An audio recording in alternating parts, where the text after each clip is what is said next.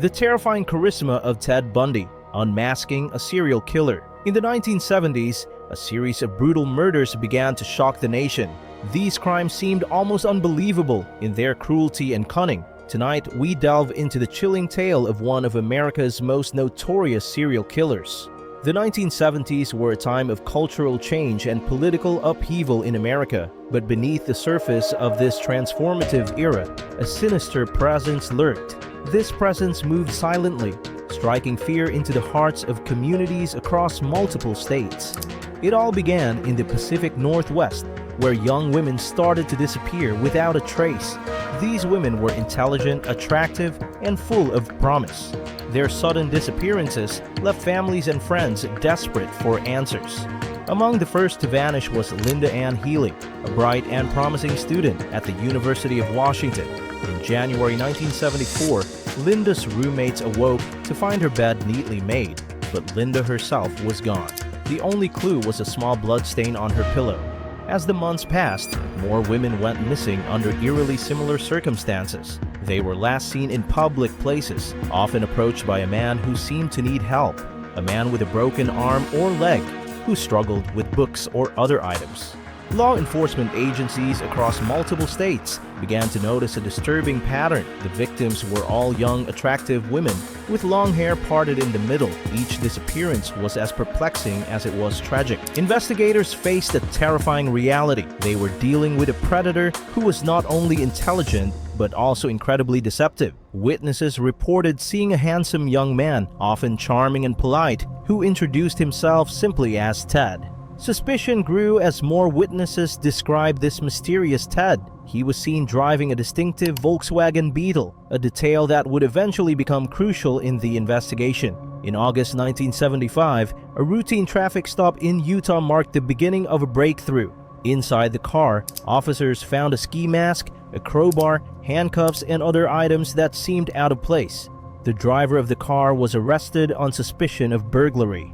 The man's name was Ted Bundy. As investigators dug deeper into his background, a horrifying picture began to emerge. Bundy was not just a petty criminal, he was a methodical and remorseless killer.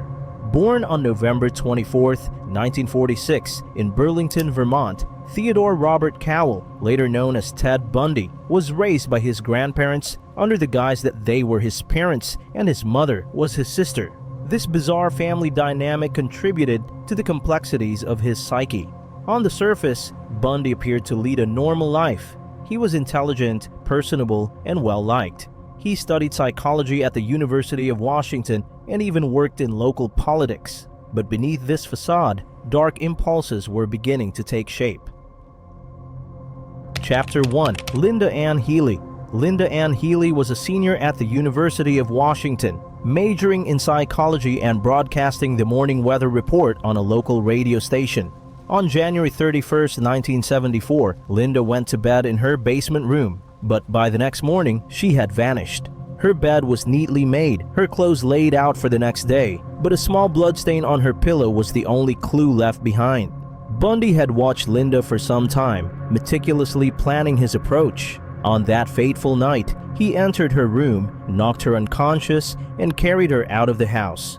Linda's remains were found much later in a mountainous area, among the scattered bones of other victims. Chapter 2. Donna Gail Manson. Donna Gail Manson was a 19-year-old student at Evergreen State College in Olympia, Washington. On March 12, 1974, Donna left her dormitory to attend a jazz concert on campus, but she never arrived. Bundy later confessed to abducting and murdering Donna, but her body has never been recovered. Using his charm, Bundy likely approached Donna with a fabricated story to lure her into his car. Once she was within his grasp, he overpowered her and took her to a secluded location. Chapter 3. Susan Elaine Rancourt was an 18-year-old freshman at Central Washington State College. On April 17, 1974, she left the meeting and was last seen walking across campus. Bundy approached her with a cast on his arm, pretending to need help carrying books to his car. Susan, being kind-hearted, agreed to help. She was never seen again. Her skull was later found on Taylor Mountain, along with the remains of other victims. Chapter 4. Roberta Kathleen Parks. Roberta Kathleen Parks, known as Kathy, was a 20-year-old Oregon State University student. On May 6, 1974, she planned to meet friends for coffee but never showed up. Bundy likely lured her in the same way he had lured his previous victims, preying on her helpful nature. Kathy's remains were also found on Taylor Mountain, where Bundy had dumped the bodies of several of his victims. Chapter 5. Brenda Carroll Ball. Brenda Carroll Ball was a 22-year-old who loved music and had a free-spirited nature. On June 1, 1974, she was last seen at the Flame Tavern in Burien, Washington, talking to a handsome man with his arm in a sling. Bundy used his injured arm ruse to gain Brenda's trust. He offered her a ride, and she was never seen alive again. Her remains were later found in a wooded area near Olympia. Chapter 6. Jorgen Hawkins. Jorgen Hawkins was an 18-year-old student at the University of Washington. On June 11, 1974, she vanished while walking a short distance between her boyfriend's dorm and her sorority house. Bundy later confessed to abducting her, saying he lured her to his car with a story about needing help with his crutches. Jorgen's remains were found years later, buried in a forested area along with the remains of other victims. Chapter 7. Janice Ott and Denise Naslund. Janice Ott and Denise Naslund were two women who disappeared on the same day, July 14, 1974, from Lake Sammamish State Park. Janice, a 23-year-old probation caseworker, was approached by Bundy, who introduced himself as Ted and asked for help unloading a sailboat.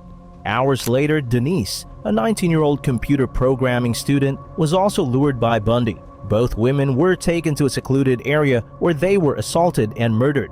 Their remains were discovered months later. Chapter 8. Carol Durange. Carol Durange was one of the few women to escape Bundy's clutches. On November 8, 1974, in Murray, Utah, Bundy approached her in a mall parking lot, posing as a police officer. He told her someone had tried to break into her car and offered to take her to the police station.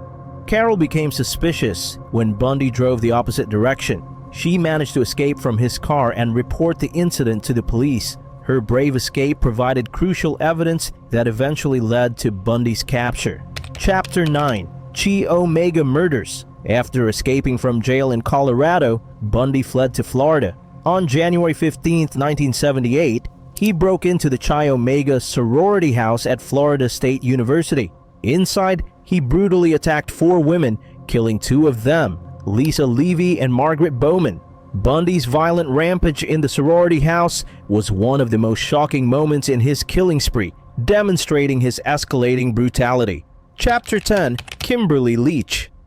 Bundy's final victim was 12-year-old Kimberly Leach. On February 9, 1978, Kimberly was abducted from her junior high school in Lake City, Florida. Her body was found 2 months later in a state park, showing signs of a violent assault. Chapter 11. Melissa Smith. Melissa Smith, the 17-year-old daughter of Midvale, Utah's police chief, disappeared on October 18, 1974. She had left a pizza parlor to visit a friend but never arrived.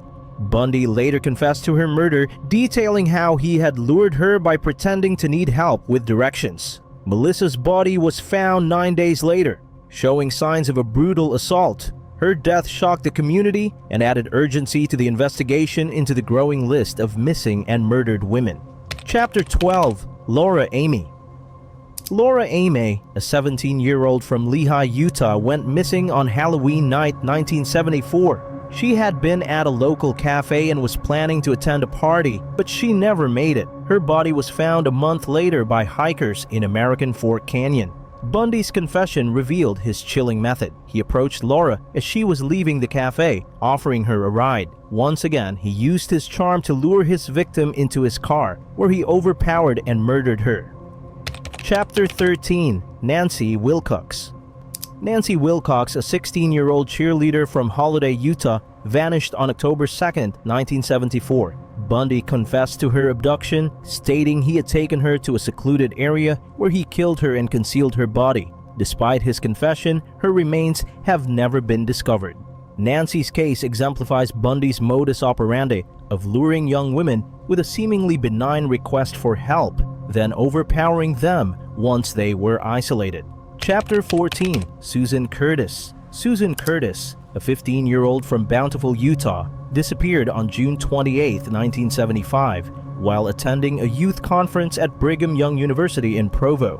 Bundy later admitted to abducting and killing her, though her body was never found. Susan's disappearance was part of a pattern that showed Bundy's increasing confidence and boldness in targeting young women even in relatively safe and public environments.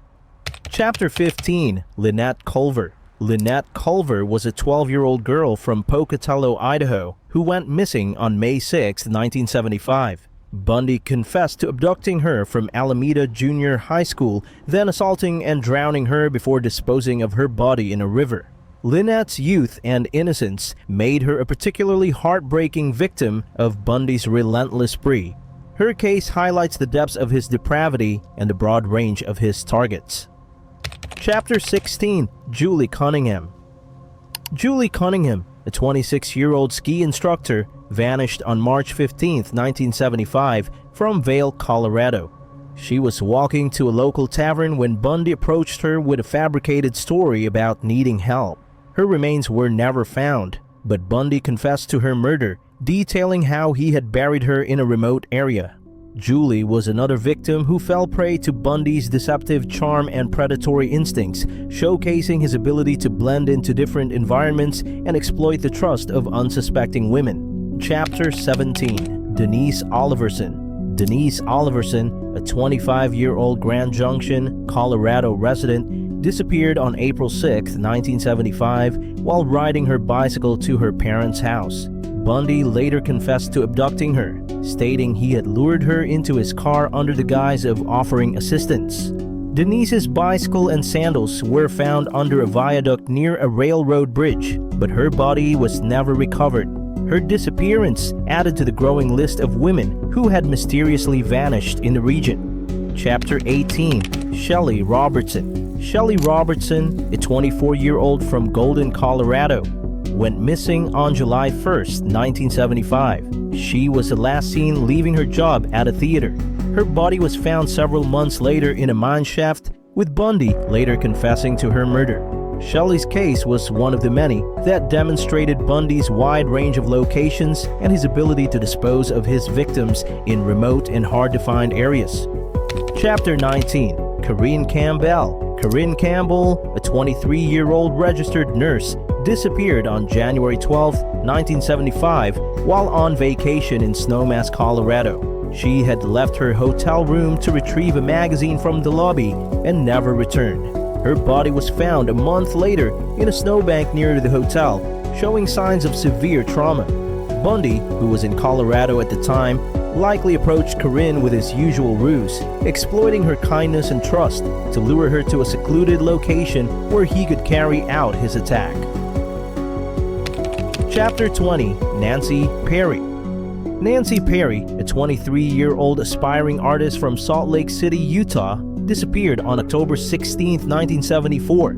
She was last seen leaving her job at a local art supply store. Bundy later confessed to abducting and murdering her, revealing that he had lured her into his car under the guise of needing assistance with art supplies for a project. Nancy's disappearance shocked her community and left her family devastated. Despite extensive searches and Bundy's eventual confession, Nancy's remains were never recovered, leaving lingering questions and pain for her loved ones. Kimberly's abduction and murder marked the end of Bundy's reign of terror. His capture shortly thereafter led to his final conviction. After his capture, Bundy's trial became a media sensation. Representing himself, Bundy used the courtroom as a stage to display his intelligence and charm, often clashing with the prosecution and manipulating the public's perception.